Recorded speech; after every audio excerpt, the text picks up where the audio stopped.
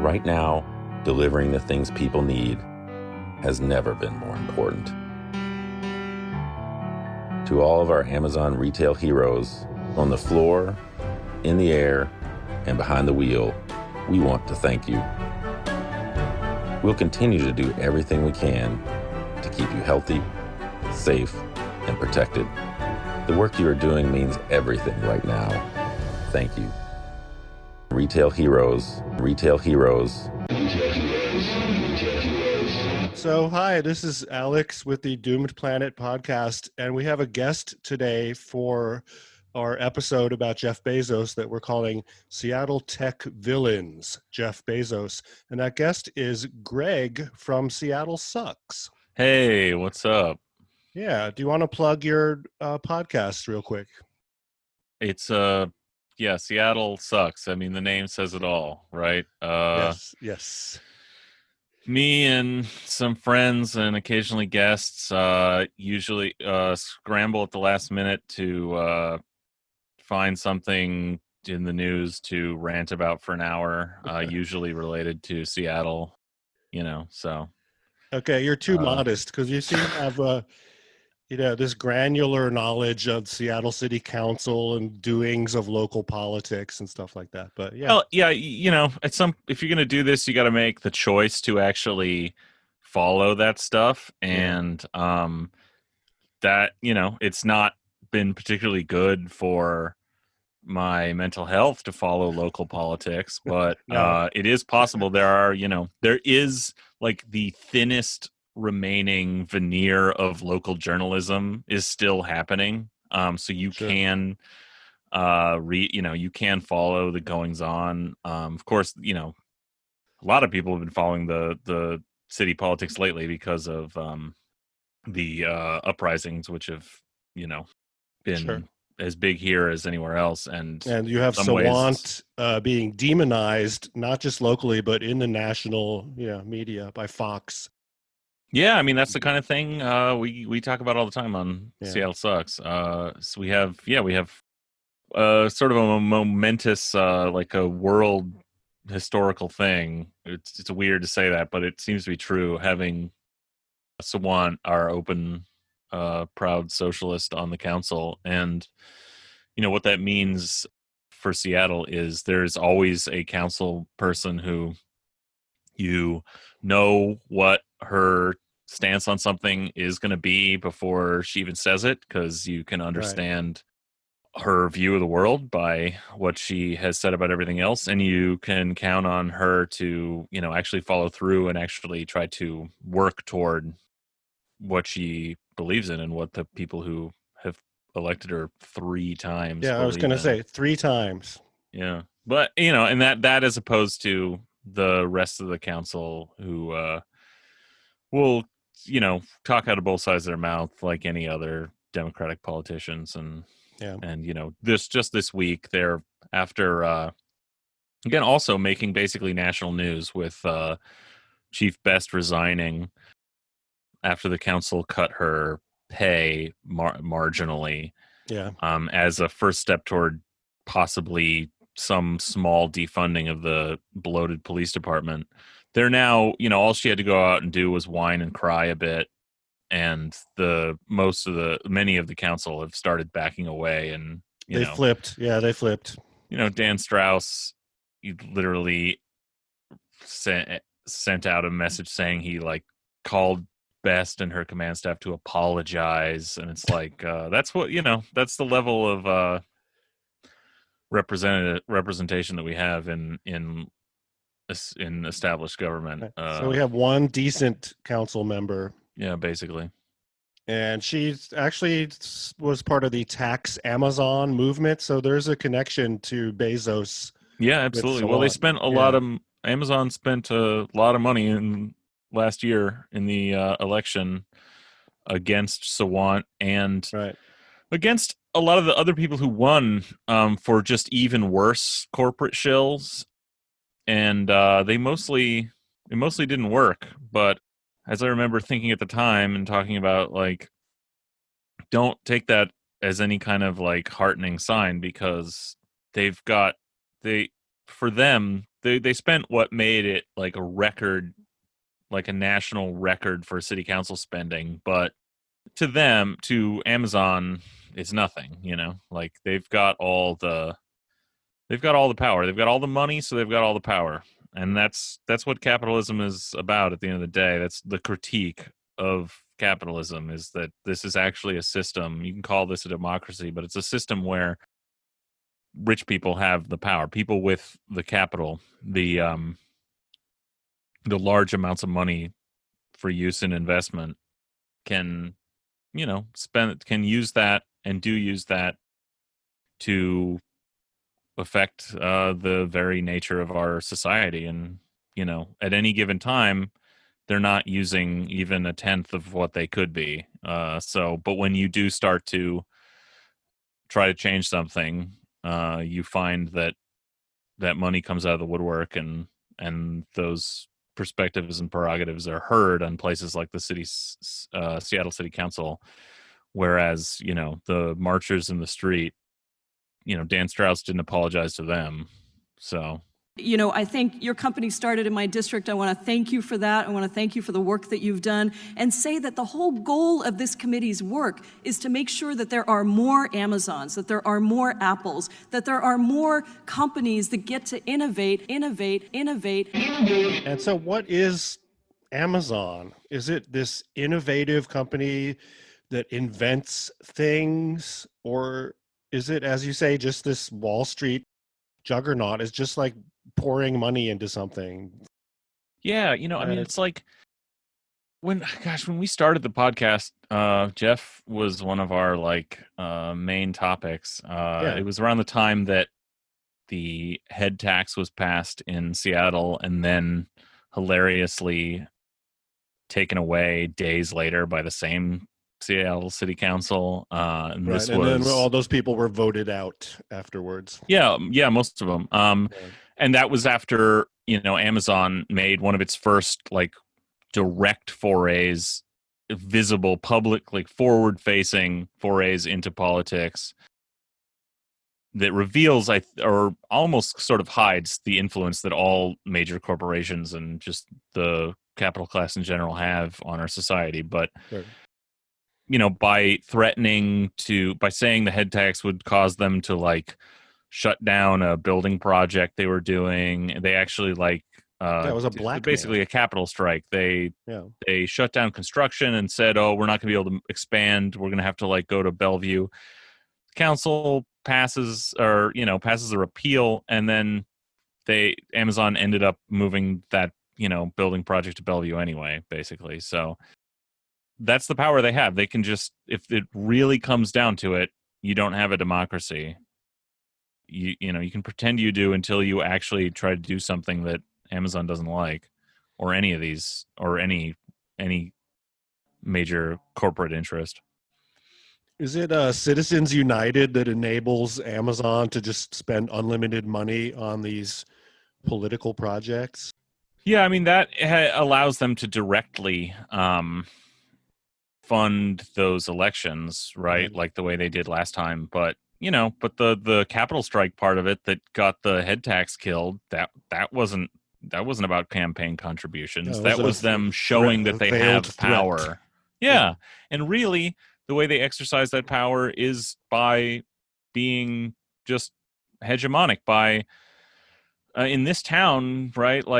The entire city establishment has been devoted to hailing Amazon as this great creator of jobs and innovation, and catering to whatever its perceived need would be, just as a matter of course. That's the water we're swimming in. That's Sure. The whole ideology, right? And so what I was going to say is, when we started talking about this, several years ago on the podcast, it was it feels weird to say now, well, actually, Amazon sucks. It's not this, hub of innovation and job creation. It's actually this cancer on the world, because that, I think, maybe just because I've talked it out of my system so much, or because that view has actually become more recognized, that it doesn't seem Sure. as sort of revelatory to have conversations with human beings about that. But yeah, but I mean, that is the but I think we got to remember, like, that still is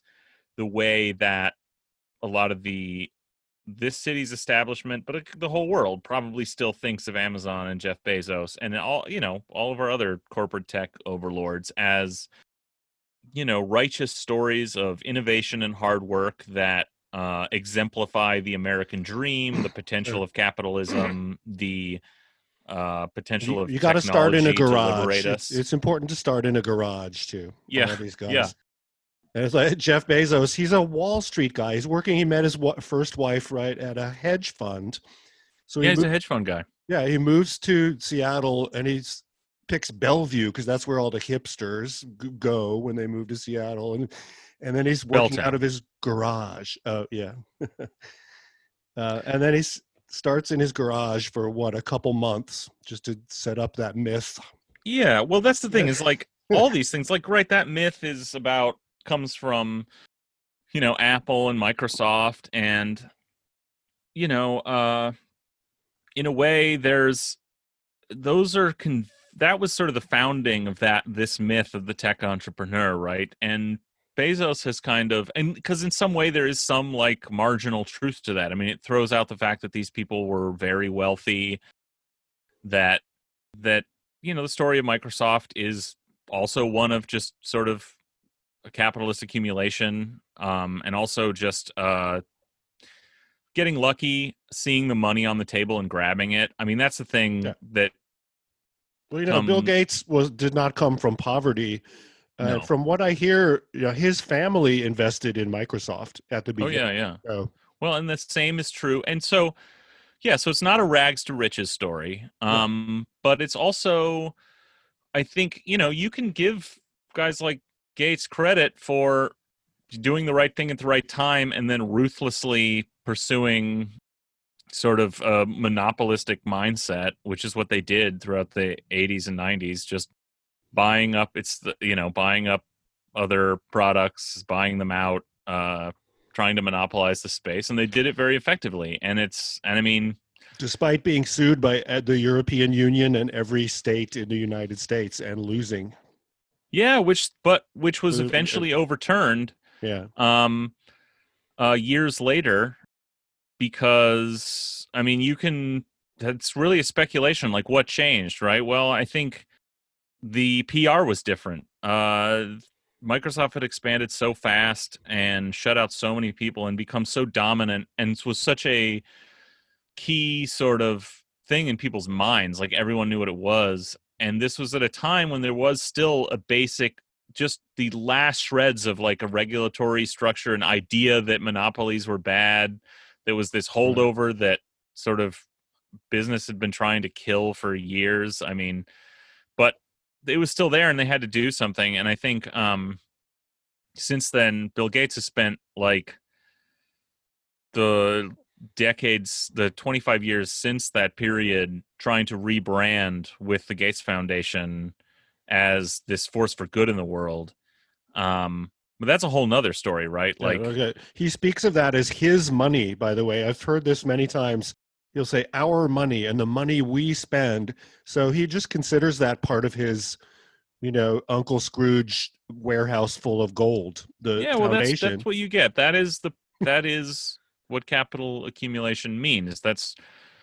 Means you've got these individuals or corporations, but, like, in the case of these super capitalists, these individuals who get to choose, and that means that is the power they have in society. So Bill Gates has gotten to have this huge outsized influence on education in America, on healthcare globally, that is in line with his prerogatives. And you can on, like, a more granular level make really convincing critiques of his choices and the way he spent that and the lobbying that he's done as very sinister. But even if it wasn't, even if you could defend the individual choice, it still is sinister, though, Greg, because he has investments in all this biotech stuff. Yeah. So he has investments in all of it. It is.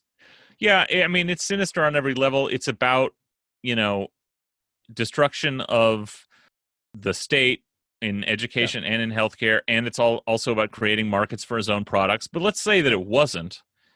Let's say that it was truly magnanimous. That you're just talking about, like, a good emperor, right? A philosopher king at best. And it's totally anti-democratic to have someone have that kind of power. What's funny about the case of Jeff Bezos is he starts at Amazon starts at a moment like 15 years later than Microsoft, where on its trajectory, by the time it gets to where it's going as this monopolistic behemoth, we've left behind any of the last, like, Microsoft just got the last brunt of any sort of political will to confront monopoly or any regulation at all.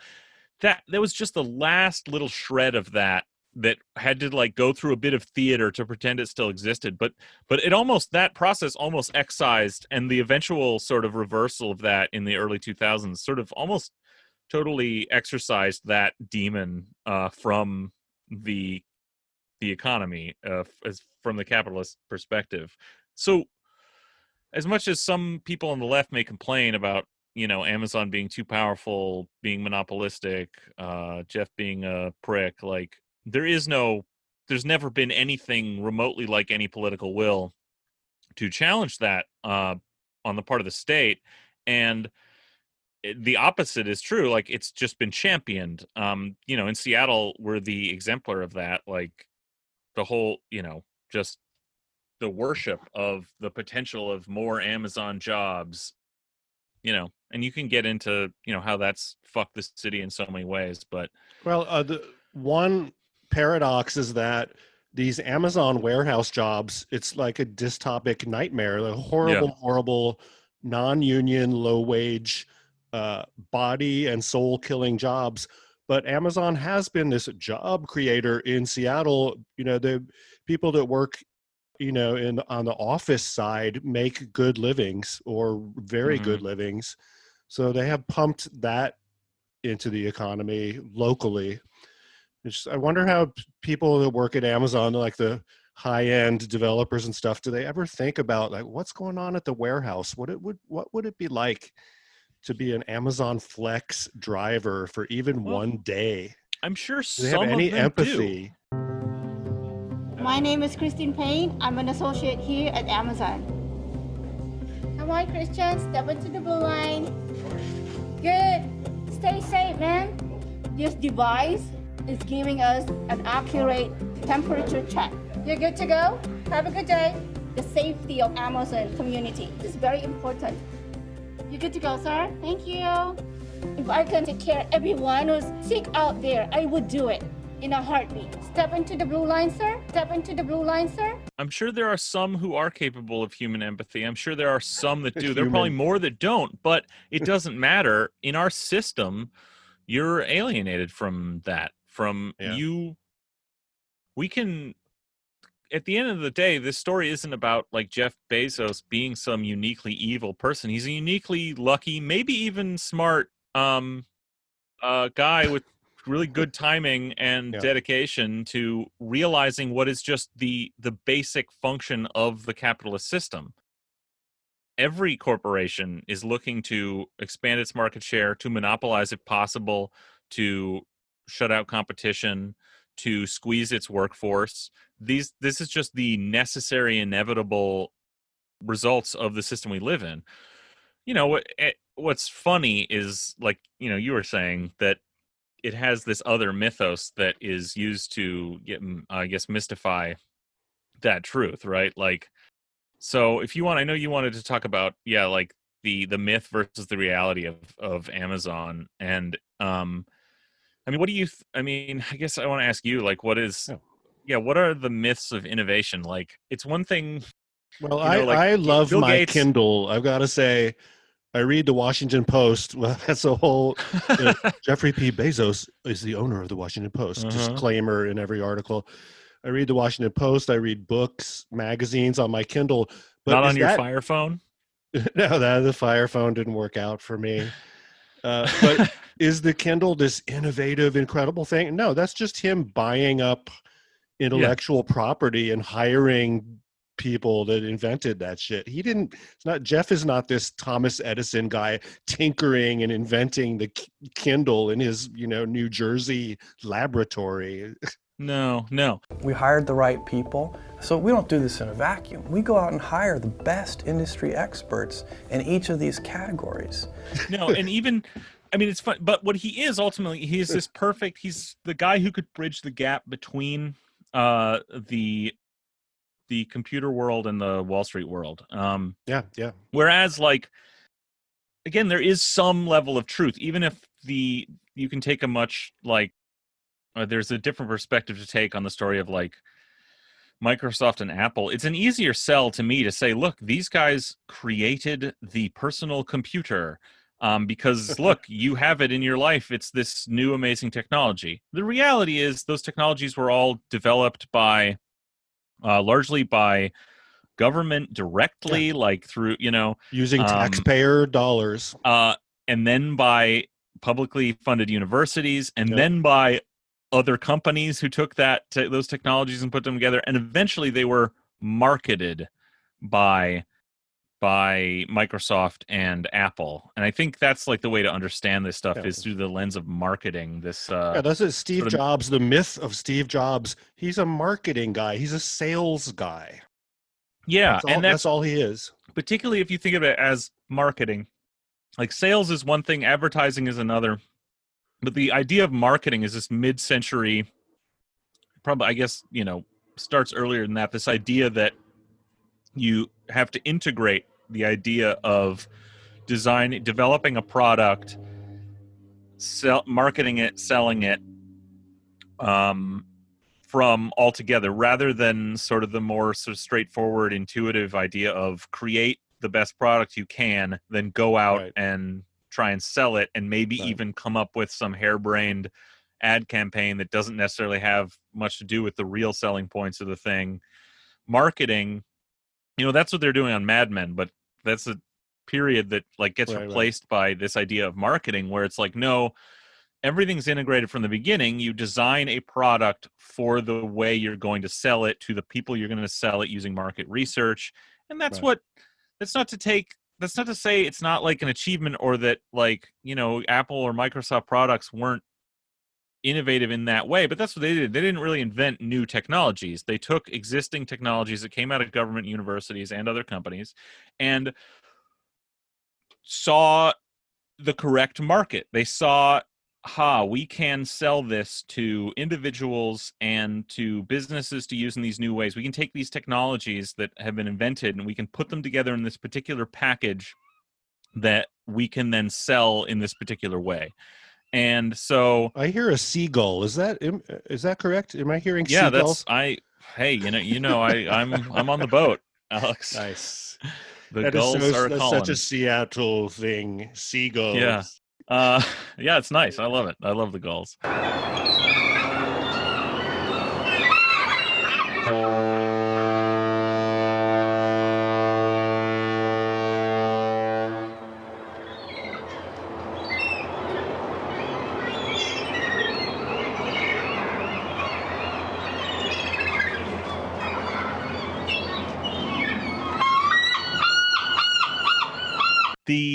What's funny is, like, with Amazon, like, it's even more banal. But again, it's just like at the same time, like, that the will to constrain monopoly like this was totally sapped by the time Amazon came around.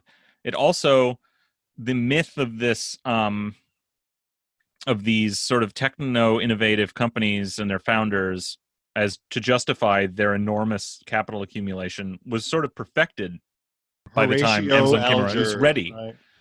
What's that? Horatio Alger, right? Those. Yeah, like it's some new version of that. Yeah.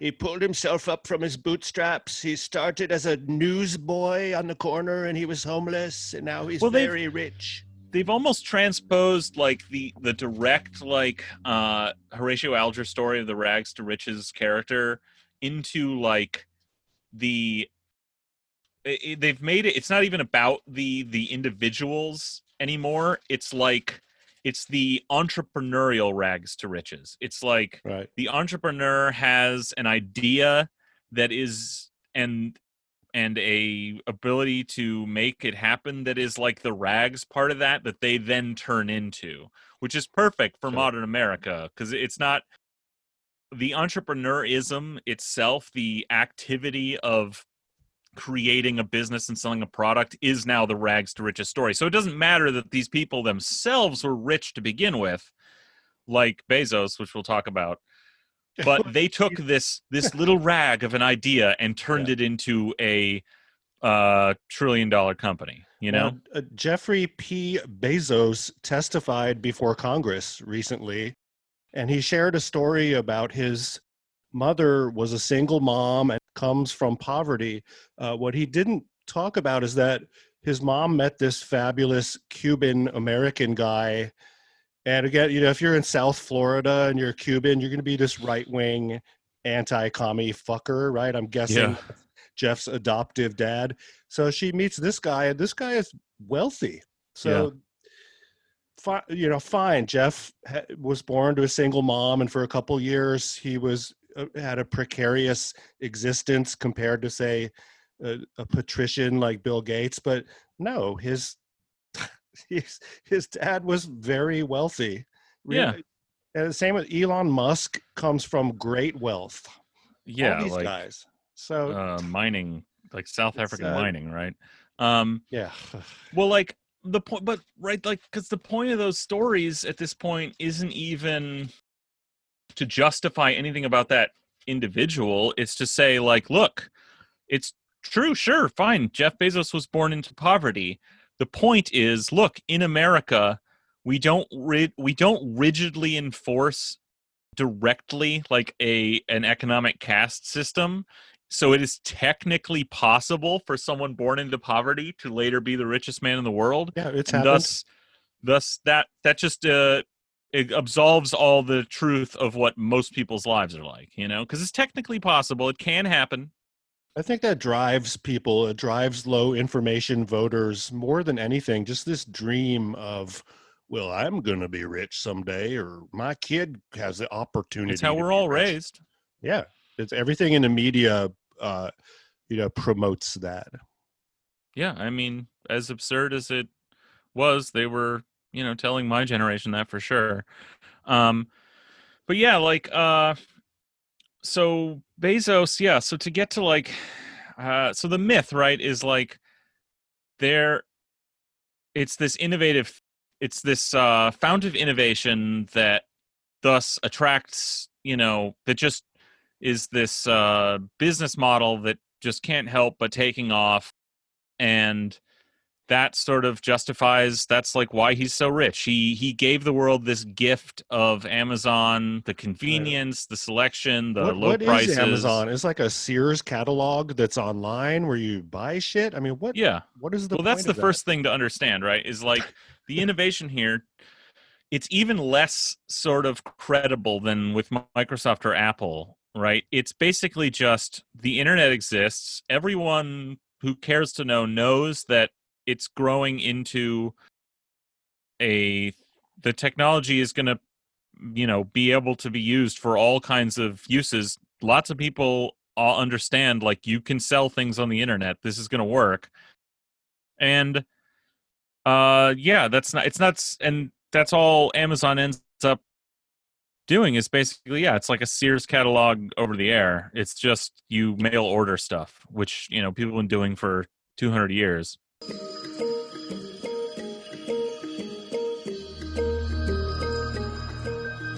My name is Preet Wadi. I'm the Director of Operations for our Baltimore City Fulfillment Center. We receive and ship several 100,000 orders for Amazon customers and Amazon business customers every single day.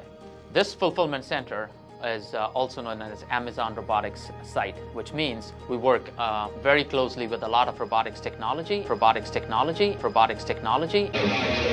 Well, but this sort of is very sort of shakily treated as this like wild innovation. That holy shit, like, how were they so clever to come up with this idea of a mail order catalog using the technology of the internet? And that's where we are. That's why we're where we are today with Amazon. Why? this pandemic has caused Amazon's stock price to skyrocket. I'm looking at February 28th of this year. It's at $1,800 a share. Now it's at $3,400 a share. It's troubling to me. I can't quite grasp this, but what is the evil in that? What, they've capitalized on this horrible tragedy. Maybe. I mean, it definitely seems plausible that they have seen a boost in revenue from from more people ordering more stuff online globally. Yeah. And using all their other services, making it more worthwhile for more people to sign up for Prime, for example, because they're like, oh shit, well, I guess we're going to be buying everything on Amazon now. Right. But the interesting thing about, but the other part of it is the U.S. government, the Treasury and the Fed are buying up corporate bonds to prop up the stock market. It's something people that's are never not been really done before. aware of. We've gone beyond socialism for the rich and capitalism for everybody else to just, a socialist money funnel to the stock market in the form of bond buying. Is that correct? Yeah, I mean, I don't know if I'd call it socialism, but it's just a bank robbery is all it is. It's just a fiction. They're keeping stock prices high by buying corporate bonds that have no strings attached and that are secret. Now, I don't think we know that they're buying Amazon bonds, but they are propping up the entire stock market and keeping these companies liquid. So that's got to have an effect on Amazon and the whole economy, right? At some point, people aren't going to be able to afford to buy shit off Amazon if the economy keeps going the way it is. But I don't know if that'll stop them from making money because their cloud, AWS, their cloud services, that's the cash cow. I have a structured settlement and I need cash now. Call J.G. Wentworth, 877 cash now. I have an annuity, but I need cash now. Call J.G. Wentworth, 877 cash now. Yeah, it's a big part of it. Cloud services. What does that mean? Just they host a website or they host your... Yeah, they did what, again, like that. Yeah, that became... Well, maybe we should back up to because if you want to talk about that, it's interesting to talk about the fact that they didn't make any money at their real business for many years. It started as an online bookstore. What is that? Is that, wow, that's brilliant. A online bookstore. It's a plan. In a way, it was a brilliant plan because he played the long game. Jeff played the long game for sure. He did. He played the long game at a time and he was able to sell that long game to investors at a time when everyone else was trying to play short game. Yeah. So, and you know what? If that's his genius, I'll give it to him. At a time, so he came out. He's a computer science guy. He went to Princeton for electrical engineering and computer science. Yeah, he's not stupid. So this is the world that he came out of school from. Yeah. He's a STEM guy: science, technology, Star Trek, and math. Then he ends up becoming a Wall Street guy. He becomes a hedge fund guy in the 80s. And this is sort of the perfect melding here, right? He's the guy, probably a lot of people, we know a lot of people were thinking the same thing. A lot of people were thinking, oh man, this is a big business. We got to sell shit on the internet. This is what the dot-com bubble was about. Was like, the internet is going to be this source of commerce. We need to get in on it. But I think during that time, during the 90s, driven by how much, Microsoft and Apple and other stocks had gone up over the past 10 years, made people really rich. And then seeing the internet come around, people go, believing holy shit, this is going to be big. Pretty much everyone understood that. What became the dot-com bubble was in the 90s was all these companies coming out of nowhere, this whatever .com with loose business plans. And yeah, it was all buoyed by this idea that, look, the internet is going to be this place of commerce, but ultimately it was all largely a scam because, most of these things were very shaky. Everyone kind of knew that to some degree.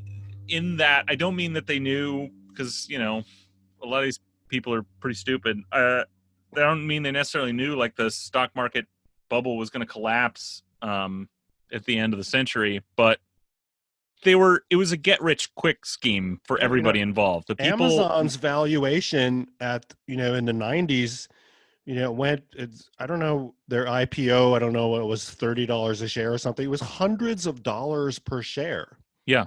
So people are getting rich and cashing out, and then it went back down to miserable level during the dot-com crash. But yeah, so capital is being squeezed out of the company right there just by that. Yeah. Well, but all these other companies, on some level, like a lot of the dot-com boom, from the people who were founding these companies to the people who were investing them, a lot of them thought, yes, in general, there's going to be a lot of money to be made on the internet. Some of these things might work. Someday. But really, I'm trying to get, someday, but I'm just watching these stock prices go up, this exuberance take off. I'm just trying to, double my money, maybe get out at the right time, go with something else. But that's really not Jeff's vision, it seems. I think, and my theory is it's that he was able to bridge this gap between Silicon Valley and Wall Street. Whereas, a lot of these other companies, these are like, sort of legendary stories of these Silicon Valley nerds, like going to these VCs or doing IPOs. Like, it's been much parodied at this point, like two different worlds. And really everyone's like, great, who knows, stock price of this might shoot up. Companies wildly overvalued that weren't really producing anything and had no hope weren't really making any sales. But Jeff has clearly a different plan. He started with $300,000 from his parents in 93, 94. Right. With this plan that to leave his hedge fund in the world, enmeshed in Wall Street, and to found, one of these companies in many ways similar to a lot of other ones, except with a more concrete and serious basis than some. He basically it's clear from the beginning he wanted to sell everything. He wanted to make an everything company. He first called it Cadabra in his business plan, I think, as an abracadabra, settled on Amazon just because he didn't want it to be books.com, right? Don't forget that he registered relentless.com. Yeah. That was an early idea. And then that he still owns that domain. Too on the nose. That bounces to Amazon. Yeah. Too on the nose, he realizes. The key to understand it is it was never just about books. He wanted an online superstore to sell everything. Sure. So, but he, again, very smartly was like, okay, if you're going to build this from nothing, do a startup, of all these products, people are like either new, innovative things that you can only do on the internet, or basic old businesses that you can sell anywhere, but I'm going to sell them on the internet. He basically chooses one based on the fundamentals, the financials. He chooses books because you could mail them nearly for free. So the shipping cost was all right. There's a book rate for the USPS. Yeah, they have a special media book rate, of course. And not only that, but he based Amazon in Seattle because Washington State does not have a income tax. Exactly. Because of the other regressive taxes in the area. So he's not thinking about being in New York or Silicon Valley where the action's happening. He's looking at the long term here. And also he was avoiding sales taxes. Yes. So they didn't, for decades, they didn't make anyone pay sales tax no matter where they were shipping them. So they choose books because there's virtually no shipping cost. And yeah, then they do the thing. They do it as a startup where they're like in, an apartment for the first month or something in a garage. And here in Seattle, him and his wife, and they bring people on and they go through this. But again, with like 300,000 from his parents and investment from Wall Street, because he's not some like kid coder who's coming up out of nowhere. He had connections.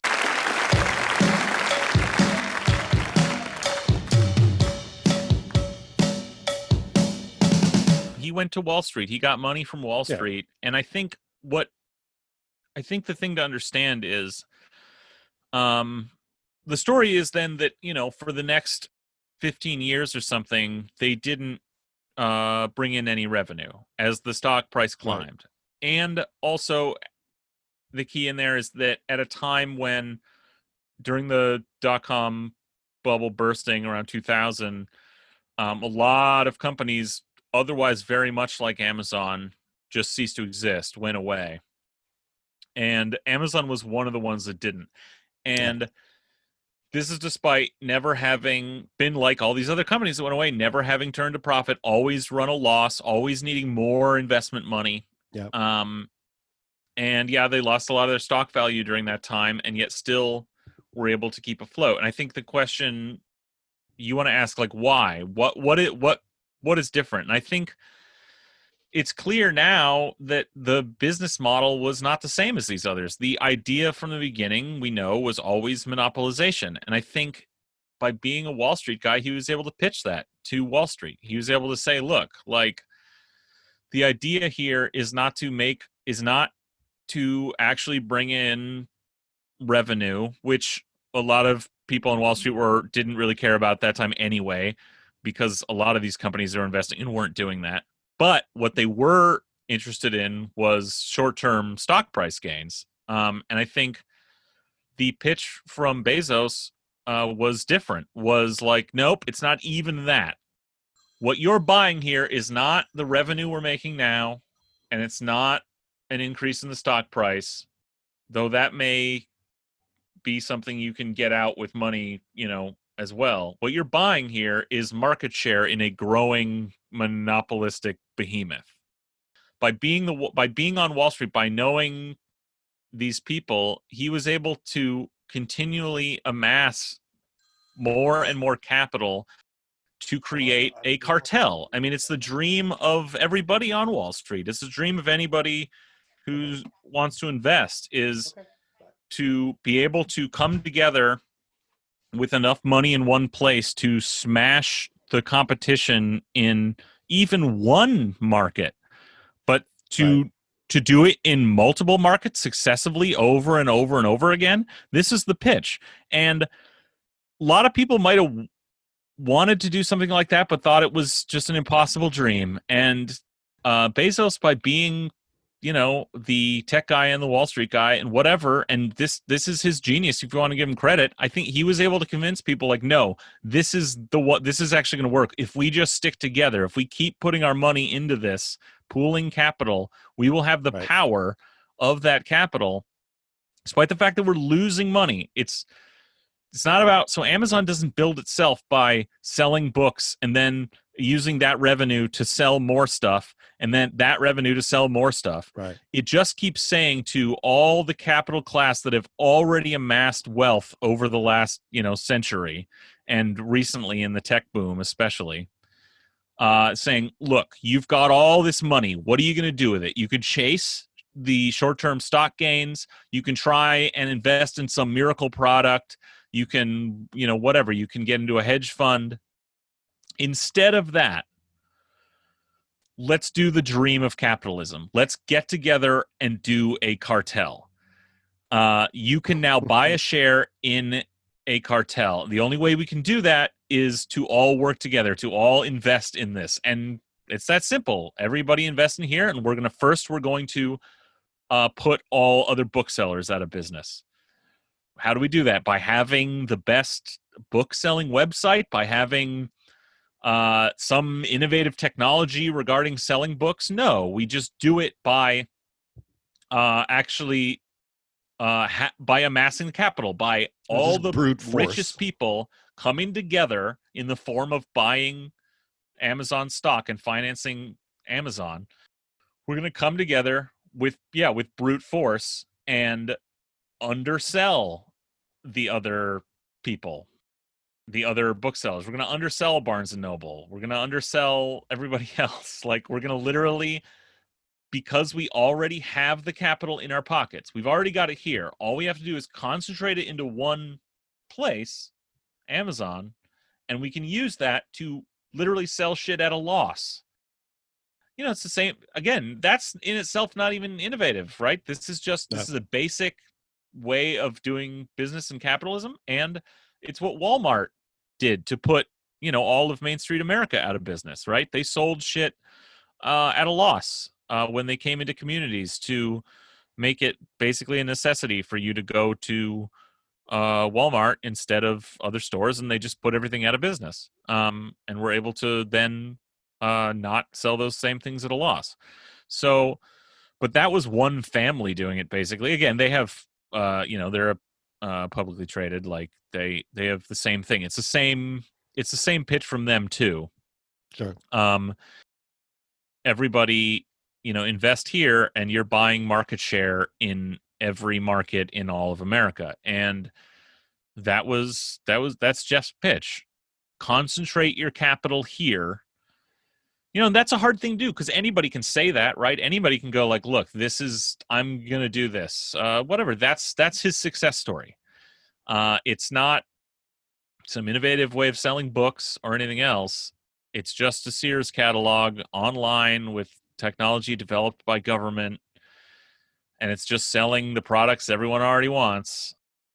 But the innovation is successfully convincing Wall Street that this would work, that this would work as a full retail cartel. And that took decades to actually come true, right? Well, like now they didn't it's make working. money. Now they are profitable. So finally now it's working. Right. They sort of apparently actually reached profitability like within the last 5 years on the retail side. Right. Finally, but only after running a loss on that for 2 decades, for like 15 years. And they were, how do you do that? You amass capital. You just get all the richest people in the world to join together in common cause, at just like any conspiracy or cartel, except it was facilitated through something called the stock market. And they're able to put people out of business. Now, famously, the other thing you mentioned Amazon Web Services. Yeah. They did finally start turning a profit because of Amazon Web Services.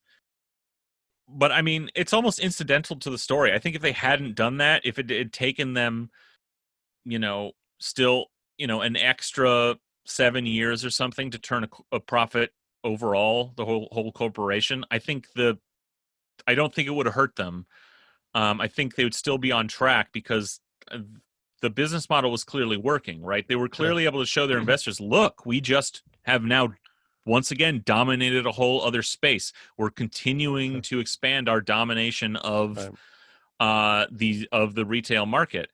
Now, the fact that they had Amazon Web Services become profitable and end up covering the losses of the rest of it, of the retail side, in the last few years before retail became profitable, I think is incidental ultimately. It's good for them. It's just another symptom of what you can do when you amass all this capital. What they were able to do, again, if you're like a fly-by-night company that's just trying to like get a harebrained startup off the ground and juice the stock prices, you're probably not going to invest in this massive long-term infrastructure in a way that made sense for Amazon to do, because they're looking at it, their whole thing is logistics and economies of scale, right? They're like, we're going to do all retail on the planet, so we can that's a lot of like logistical infrastructure. If we do it ourselves, we can, because of we're so big, we can do this at economies of scale that actually make it cheaper than contracting it out to other tech companies like Microsoft or something. So they invested in their own internal server structure to host Amazon and everything, and then Then they realized, let's make some money with this and sell it. That itself wasn't an innovation. That's something all these other tech companies, that all started the same way. Like lots of other people have been doing that on some scale or another since the 1980s. Like you've always been able to lease server time from companies with big servers that had them in-house as a way of, selling their excess capacity at during their off hours or whatever. Like, so it's a natural thing. The selling, going to the world and saying, hey, we will be a vendor for web hosting. That's not a particularly novel thing. Other people were doing it. They were able to dominate again because of their size and because of the amassed capital. And so that made the whole operation ever more efficient, right? As they get bigger and bigger on the retail side that requires all their other services that require all this hosting, that becomes more efficient to do in-house. The more they sell of it, the bigger the operation can get, the more efficient they can make it. Monopolies are efficient. They, Greg, Jeff is now wetting his beak, so to speak, in so many different industries. And I'm just thinking, all these rich guys like to go into Hollywood, right? Like Joseph P. Kennedy or Howard Hughes.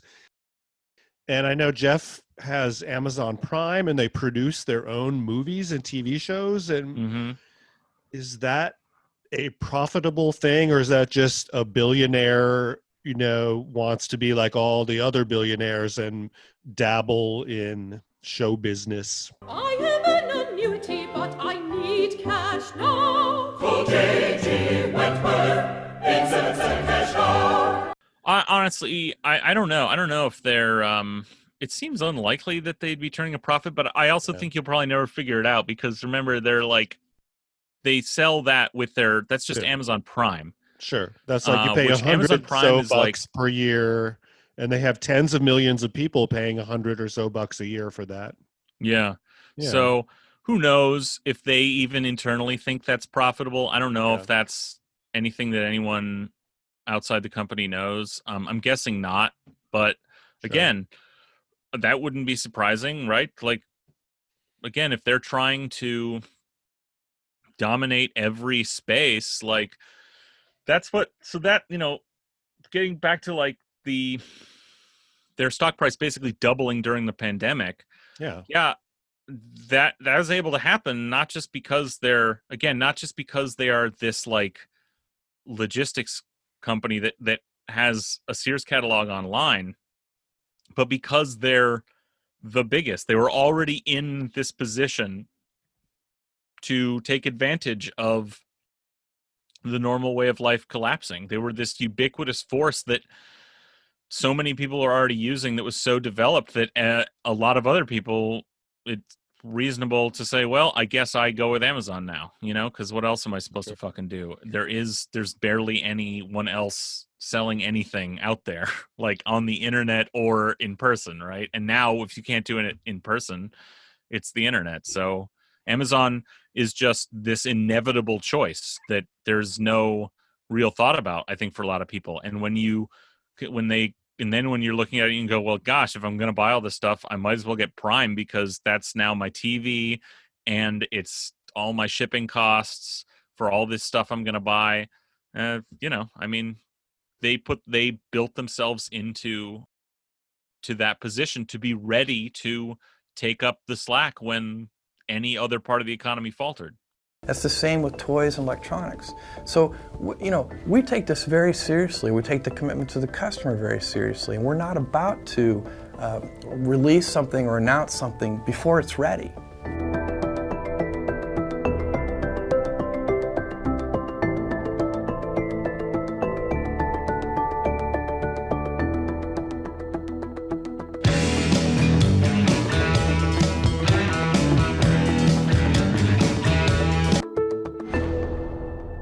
Do category managers have access to non-public data about third-party products and businesses?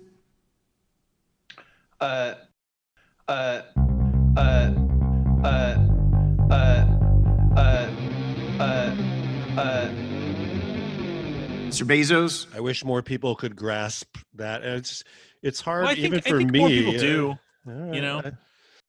But just I've been saying you would need to cover Amazon as a story, as a journalist, you would need an entire newsroom of people working on this full time. They are involved in so many industries and they do so much. And Jeff is this whirlwind of activity, and he has his, not to mention his rocket company. Okay, well, do you mean Jay Carney, his PR team? No, I mean the Washington Post. Right? Yeah, of course. Yeah. I'm a devoted reader of the Washington Post. They have a lot of, like any major right-wing newspaper, they have their opinion pages are filled with right-wing filth, just Max Boot and all these hawks from the Iraq War. Yeah, it's awful. Yeah. Democracy dies in the hands of billionaires. I mean, what dorkocracy. Yeah. Like, we haven't even talked about Blue Origin. We could go for hours talking about Jeff's various ventures, his private life.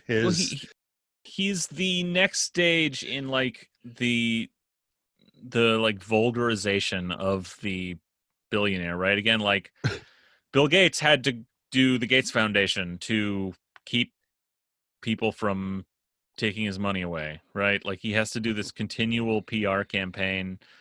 But Jeff, it's way easier for him. He has only just recently started pretending to give any money to charity. And mostly he's blowing it all on insane shit, like massive, his 1,000-year clock, that'll still be ticking long after he's dead. Who cares? And his weird private space program, which he is, again, this totally money-losing venture that is supposedly going to take contracts from government to put stuff in space. But, he has dreams of putting workers in space colonies where they live and are born and live and die, never having been to Earth. Yeah, you'd think that was satire, but there are interviews where he's literally what he says. This. Yeah. And he doesn't, I mean, Bill Gates must be so fucking annoyed that he has to when Bill Gates wants to carefully, he has to kind of insinuate his Malthusian panic about really wanting most of the population of the Earth to die so that it can be safe for for people like him. But Jeff is just people are going to keep being born. So my plan is we can actually have trillions of humans alive in space and then doing labor colonies. And Earth will be just this pristine, beautiful park. And the implication is 10 trillion people aren't going to go commute home to Earth for the weekend, So you're talking about his actual vision is people will literally be born, work in a low gravity, low oxygen colony on a weird space station in an ore processing facility and die never having seen the beautiful home planet of Earth is the logical conclusion. Yeah, but their labor will produce capital, and the capital will be sucked up by him. Cool, man. Sounds great. Yeah. Dear God. That's where we're headed. Abandon all hope.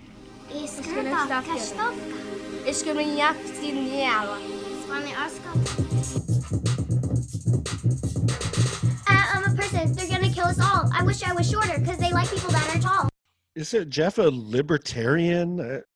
He's a capitalist. He doesn't have to have. He's beyond that. He has, in a way, progressed beyond these sort of bullshit ideologies that justify this stuff. There are a lot of libertarian types like to worship guys like Jeff and Elon, but no, he's just he's just a god. He doesn't have to have that kind of ideology. He's my history of accumulating all this wealth means I'm the smartest person alive, justifies whatever I think, and I should then use my money to influence the course of society in whatever way I see fit. I don't know. Amazon's Alexa lost her voice this morning, causing a Alexa wave lost her of voice. How is that even possible? One troubling, so much is problematic with Jeff and Amazon. This surveillance stuff. Amazon has these contracts with the government, with the NSA and the CIA. Oh yeah. Well, I mean, if there's money to be made, they're going to be in it. That's Sure. the beauty of having all this money and being this massive hegemonic monopoly. Like, they don't have to get into a boardroom and say, okay, what market are we going to focus on all our energy on expanding into? What new product are we going to riskily invest money in developing this year and see if it pays off next Christmas? They can just go, what markets exist or could exist? Let's throw $1 billion at that to take that market over. Sure. I mean, Microsoft, same thing. Like, oh, let's get into the video game market. We'll just throw a couple billion into Xbox, and suddenly that's a new, part of our company. It's just cash. Yeah, and hey, good for them, I guess. Like, there is a genius to that in some way. It's evil. But how do we tax these? I mean, just if you tax the top 100 billionaires in this country, maybe a one-time tax, and then how do we tax these fuckers? I mean, tax I don't think it's avoidance. that hard, that's their whole. Given the right social conditions, like pitchforks coming out. I mean, the sort of immiseration of people being bad enough, but really, or organization, like when we taxed, when the Roosevelt administration shot up the, top marginal tax rate to like 90% in the 30s. Yep. All faith in the sort of economy had been lost, and workers were very organized to demand that. Workers were very organized to demand putting like actual communists in Roosevelt's administration. The labor movement was very organized, could strike at any time, and did. So you could demand these things, and but the union power has evaporated since then. Yeah. There's no organized labor movement. There's no organized left of any kind. So that is a power that can at least stand up to accumulated wealth, but it's hard to amass that power. It's much harder than amassing that kind of power on the stock market. You have to convince. It's always pretty easy if it's a good idea. If it's a genuinely good idea for expanding the power of the capital class or protecting their interests, if you have a good idea to that effect, it's easy to sell it to them. There's not that many of them, and there are structures that already exist, like the stock market, but other political structures for you to, like the Chamber of Commerce, for you to sell some idea to that class. And if it's a smart idea that says it's for their interest, then they'll go, yeah, okay, let's back that. Here's the cash. But that's not how you organize workers. You have to. You don't have the cash to start, and there's all this other. There's all this mystification that make people very confused about what their interests are. In a way that the capital class is not. This pandemic might be inspiring people that are otherwise complacent. The 30 million people that have lost their jobs, that are going to get evicted. You think there's a movement in that? There certainly could be. I mean, it's certainly a venue, like a ripe venue for organizing. But if you're gonna, or if that's gonna cause people to organize in a way, or start organizing in a way that leads to some kind of actual organized power that can confront forces like the current like trillionaire class, it's going to take a long time. It would mean there'd be the start of it, not the end of it, you know? So hopefully it's the start of it. That's some positive thinking there. The power of positive thinking. Yeah. It's not something I do often, but yeah. Yeah. The more you have awareness of the world and what's going on, the more of a bummer it is. Yeah, that's very true. I like you guys were talking about Boeing. That's another corporate superstar that, well, their headquarters used to be in Seattle, but God, it's going to be national. It's either going to be nationalized or they're going to give them $1 trillion, right? Those are the options for it's Boeing. Probably both. I mean, both. Look, they're effectively nationalizing the entire stock market right now by buying trillions in bonds. So does that end badly? I mean, what can you just for who? Pump money into that endlessly, or does it end badly for the top investors, for the investor class? No, I mean, there's nothing you could really do to them, right? Like, even if a lot of the capital class lost half their wealth somehow, but they have the power, so they're not going to let that happen. But it wouldn't, I mean, big deal if it did, right? I don't know. I mean, yeah, it can't, what we've seen, I mean, we had quantitative easing for 10 years, basically, after the 2008 crash, and now this. They just keep finding more and more extreme ways. Yeah, eventually it's going to cause something to fucking fall apart, but I don't know what that looks like.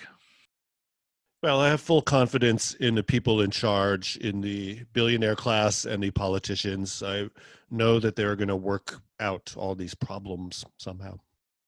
Yeah, in the interest of themselves, no doubt. But yeah. Do you think Jeff is a sociopath? If you look on Instagram and you see he's posting these videos, a drone comes up to Jeff who's standing on a windmill. Just his sense of self-awareness. I mean, he thinks he's this godlike great guy and genius. Is there something missing in his brain? Yeah, I definitely think so. I think more than anything, he's just a dork. But yeah, I mean, sociopath. Yeah, I mean, I don't think you can't amass that amount of wealth and exploit that many people without just having being able to just write off large parts of humanity is worthless. So does he wake up in the middle of the night thinking about some guy in a warehouse and how miserable he is, and sits up in bed? Oh no, what have I done? No, he thinks that's right and good, and that he's actually helping that person somehow. That person who knows how they lucky, justify it to themselves? Yeah. Likability and trustworthiness. So your chance of being rated as a good leader but as not trustworthy are about 1 in 2,000. It's weird that Jeff, in the early days, there's photos of him. He's this dork, as you said. He's kind of this skinny, pale geek. But lately he's pumped himself up, the buff Bezos with the aviator sunglasses and the muscles and abs and stuff. What is that? Well, if you're going to spend like $1 billion to have yourself cryogenically frozen and to be reanimated at a later date, you want to be investing that into a body that is at peak physical condition. So yeah. Well, that's okay. I know that he has so many investments, but he has invested in kind of the life extension tech, right? God. I don't know specifically, but yeah, it wouldn't surprise me. Why does Amazon not pay their fair share of taxes? Not just Jeff as an individual. How has Amazon and all these giant corporations, how have they gotten away with this? Well, again, there's no political will because there's no organized working class. So the state serves the prerogatives of capital. So why would it? Why would we have taxes? Yeah, let's let the middle class, let's let them pay their fair share, and that let them subsidize the wealthy. Yeah, whatever it takes to justify the, continuation of this like hellish economy. I don't know. And now, advertising from our sponsor.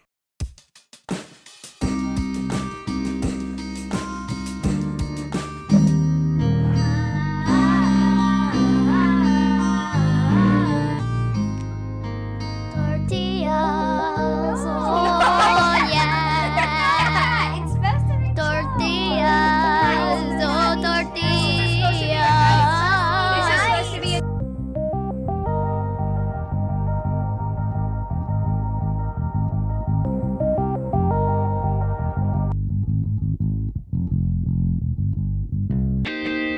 Yo, I'm a tortilla. I'm a tortilla, baby. I got cheese. I got beans. I got the little bit of meat and sour cream. Yo. I'm too big for you.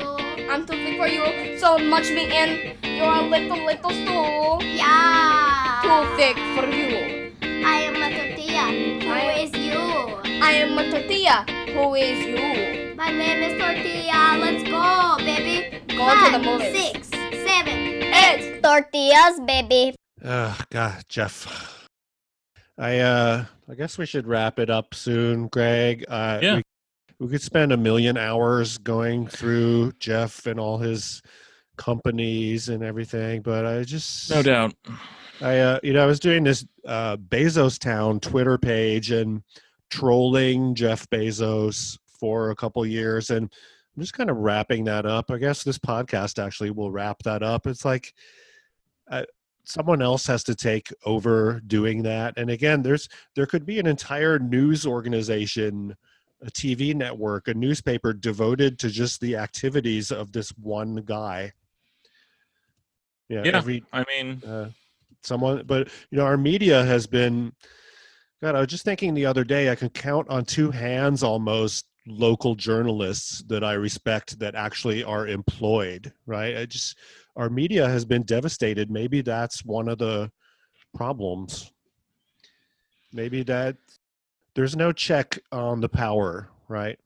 No, none at all. Not from the corporate media. Maybe, for the few people that listen to your podcast or Intercepted or read The Intercept or Democracy Now!, but most people are not aware of that, what is really fringe lefty media.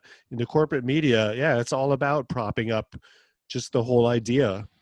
It's the lifestyles of the rich and famous every day. Well, we can push back on that one little podcast at a time. Yes. And that would be Seattle.sucks. Podcast shout out. Seattle.sucks. That's us.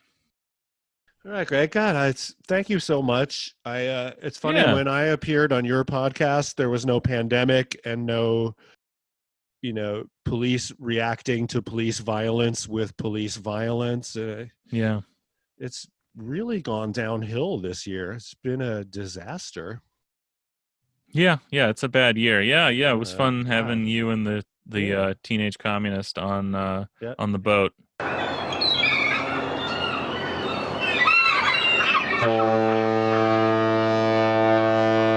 He's still a communist. So good. I'm more of a Bernie person, and he thinks I'm just a pussy and a sellout. But that's now we have hope. The kids today, that's normal for them to be commies. Yeah, well, I know you heard what I had to say about Gen X as a generation on the last show, so that it comes as no surprise. They were all conceived at Woodstock, and they are apolitical because they had to listen to their baby boomer parents, who are now right-wing stockbrokers, talk about the good old days when they wallowed in the filth at Woodstock. Yeah, that's I'm paraphrasing there, but yeah, something like that. Yep. So there you go. All right, Zoomer, whatever you are. Hardly. Oh, all right, Greg. I appreciate it, dude. Yeah. I'm doing an all obituary. shutting down this podcast. I'm not doing the Seattle-centric stuff. I'm doing an all obituary podcast next year. Do you think that's a good idea? I think that is maybe the most fitting thing for our time possible. Yes. I'm not going to run out of material. No, and that is like everyone is basically in a funereal mindset at this point. So this is like we're just witnessing the death of America. So that's perfect. I think it's perfect. Yeah, and it won't just be people. It'll be ideas that have died, or anything. Nouns, right? Places or things. Perfect. Yeah. And again, Seattle.sucks. That really inspired me. I was working at a restaurant and trying to listen to shit while I was doing my menial labor, and I discovered Seattle sucks, and it was a life-changing moment. Oh, thanks, man. Yeah. I've really enjoyed Planet. What's nice about doing Planet is it's mostly like historical. And so I haven't caught up on like the last several episodes because I kind of tend to binge some of it here and there. But some of your just wacky stories about Seattle's sordid history are pretty fun.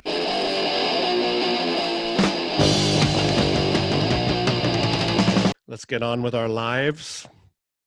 Yeah, good luck out there. Yeah. Or in there, whichever. I look forward to your next episode. Say hi to Brian. He has a granular knowledge of the history of police in this country and police violence, and disturbing, but essential. So awesome. All right, bro. All right, thanks. Have a good one. You too. I'm stopping the recording. Goodbye. Okay. Hey, I hope you know you're gonna lose control. Yeah, I'm taking over. You push too hard. Now I'll push back. Yeah, I'm taking over. It's got to stop. It's your turn now. I'll read you your rights. Yeah, I'm taking over. Okay, that concludes the Doomed Planet podcast, episode 52, Tech Villains, Jeff Bezos. And that also is the end of this podcast. We planned on doing a weekly episode for 2020. Today is September 5th, 2020, so I got ahead of myself. But it's time for me now to move on and devote my time and energy to bigger and better projects. There's a lot that needs fixing out there. Yeah, and so no more Doom Planet. We're going to be doing an all obituary podcast. I guess you're just going to have to go to doomedplanet.com and for news about that. And so thank you very much, especially to my life partner who let me use her recording studio weekend mornings. Also to DJ Cat, provided much of the music. And also Skillet, Captain Skillet Weasel. He provided much of the music we used here. And he died. He killed himself. That sadly was Doom Planet episode 6. Captain Skillet Weasel is dead.